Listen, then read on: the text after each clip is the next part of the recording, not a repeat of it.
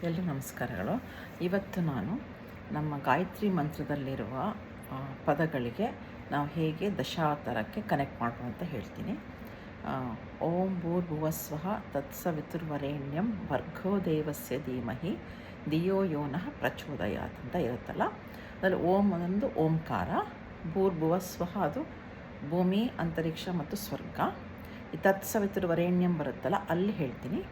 ತತ್ ಅನ್ನೋದು ಮತ್ಸ್ಯಾವತಾರ, ಸವಿತಾ ಸವಿತಾ ಅಂತ ಬರುತ್ತಲ್ಲ, ಸವಿತಾ ಅನ್ನೋದು ಕೂರ್ಮಾವತಾರ, ವರೇಣ್ಯಂ ಅನ್ನೋದು ವರಾಹ ಅವತಾರ, ಭರ್ಗೋ ಅನ್ನೋದು ನರಸಿಂಹ ಅವತಾರ, ದೇವಸ್ಯ ಅನ್ನೋದು ವಾಮನ ಅವತಾರ, ಧೀಮಹಿ ಅನ್ನೋದು ಪರಶುರಾಮ ಅವತಾರ, ದಿ ಅನ್ನೋದು ರಾಮ ಅವತಾರ, ಯೋ ಅನ್ನೋದು ಕೃಷ್ಣ ಅವತಾರ, ನಹ ಅನ್ನೋದು ಬುದ್ಧಾವತಾರ, ಶೂನ್ಯ ಅಂತ. ಸೊ ಪ್ರಚೋದಯಾತ್ ಅನ್ನೋದು ಕಲ್ಕಿ ಅವತಾರ. ಧನ್ಯವಾದ.